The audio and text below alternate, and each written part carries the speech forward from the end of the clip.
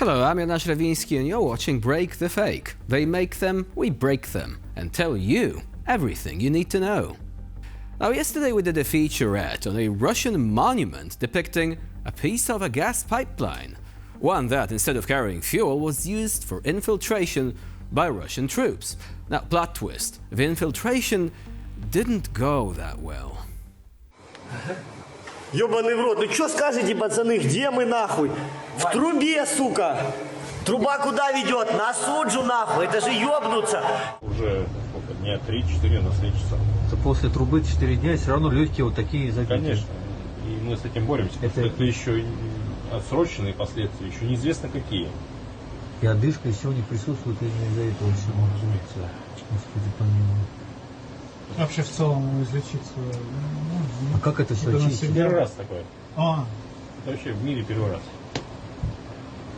А потом некоторые уже будут рассказывать, что они трубу прошли. Вот кто прошел трубу, вот у них вот такие легкие сейчас. И последствия еще какие будут. То есть это вот такие легкие.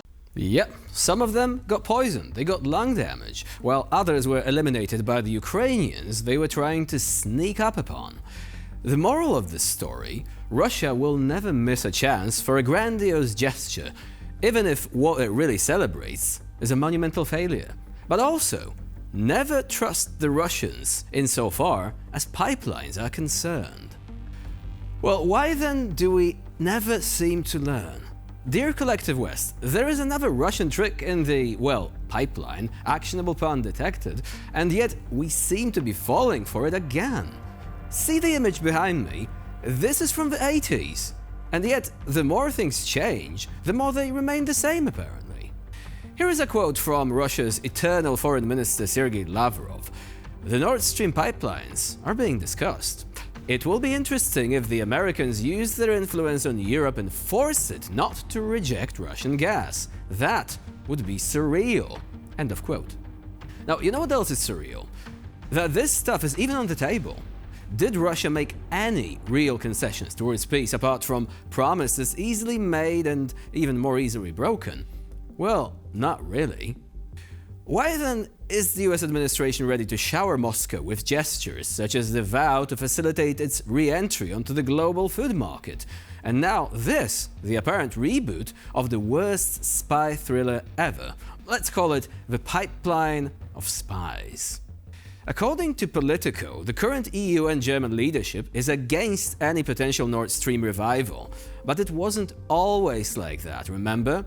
And don't you ever think all the Russia understanders are gone? Not just the pro-Russian AfD party, beloved by Elon Musk, but also all those quote-unquote pragmatic folks secretly longing for the Kremlin's discount fuel to return. And then, there is the Trump administration and its relentless drive for ending the war at any cost. So far, there was no official endorsement of this specific idea, and remember, Trump was the one who blocked Germany's love affair with Russia's Gazprom during his first term. But times might be changing.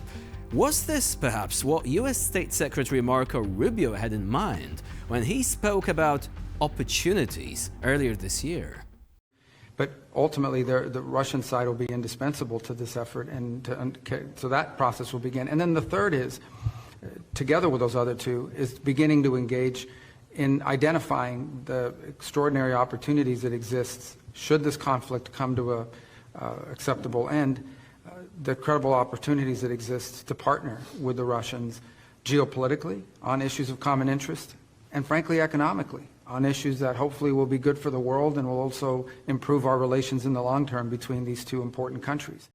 One thing that does not change, however, is how Moscow sees its pipeline business. Ultimately, the events from the Kursk region are the perfect metaphor, with Putin's troops marching down an empty pipeline, guns at the ready. Well, we in Central Europe can definitely see what you're doing there, Mr. Lavrov, and we're not about to fall for it. Shove this in your pipe and smoke it. Now, with zero fanfare and even less legitimacy, Alexander Lukashenko held his own inauguration after the so-called elections in January, where Belarusians had the thrilling choice of voting for Lukashenko.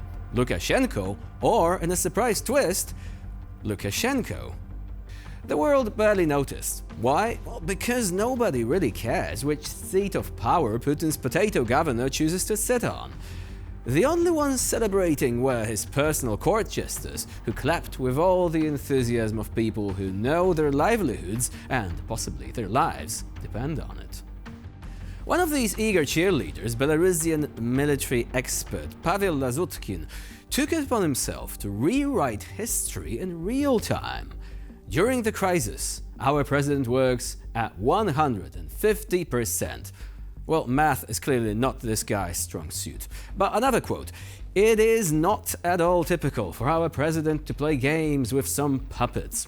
Well, unless we're talking about his own role in Putin's theater, that is. Okay, another quote: "He has shown himself to be a leader ready for war, semi-war, interwar." Translation: he has no idea what he's talking about. Ну, надо сказать, что вот для президента это как вот рыба в воде. То есть он именно в кризис работает на все там 150%. В сытое мирное время, ну, начинаются какие-то непонятные процессы. Вот мы сегодня, наверное, вспомним, как столетие БНР отмечалось в Минске когда-то, в 2018 году. Вот это то, что нашему президенту вообще не свойственно. Играть в игры там с какими-то, значит, марионетками. Поэтому вот сейчас он как раз себя проявил за эту пятилетку как лидер, ну, такого военного, полувоенного времени, межвоенного, может быть. И вот это все было оценено в ходе уже нынешней избирательной кампании.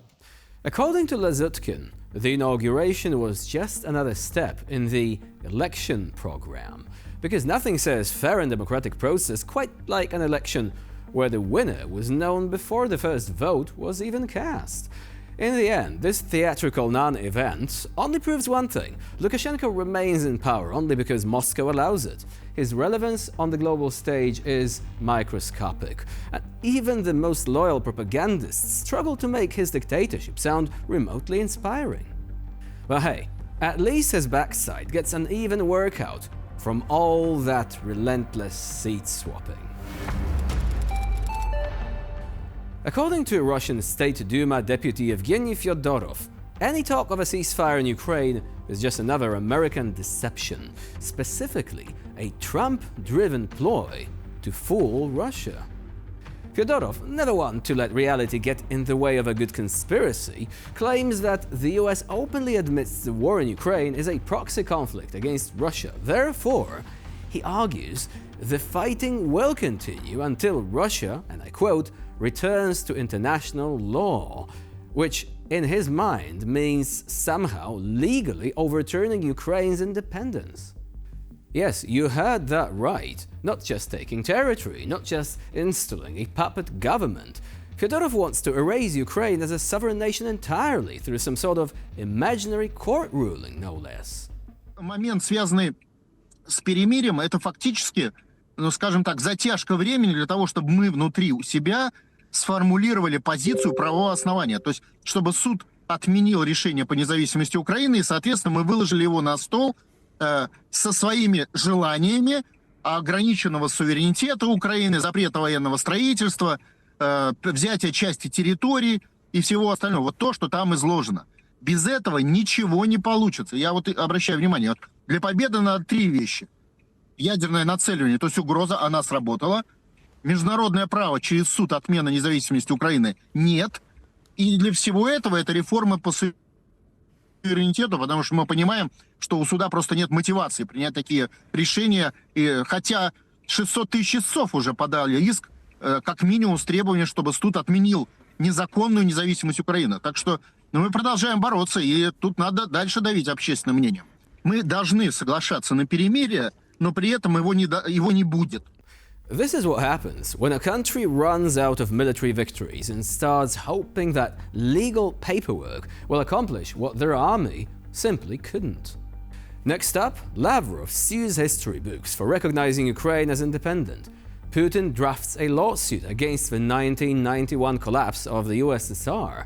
Russia demands that international law be rewritten by Russia, of course. If Russian officials genuinely believe that they can litigate their way into empire building, they might want to check with The Hague first. And with this, we conclude this episode of Break the Fake. Please stay with us here on TVP World for more latest news and updates.